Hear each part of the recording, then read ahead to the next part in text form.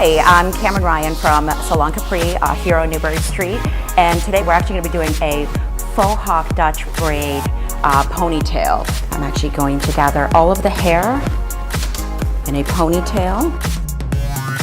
This ponytail, you'd like it to actually go as high as possible towards like the crown of the head. The middle will always come out to the sides.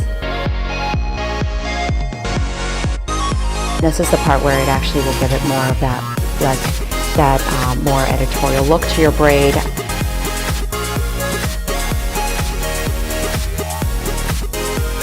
And hide the ponytail holder from the first ponytail. An inch or an inch and a half curling iron should help to just put enough bend in the hair.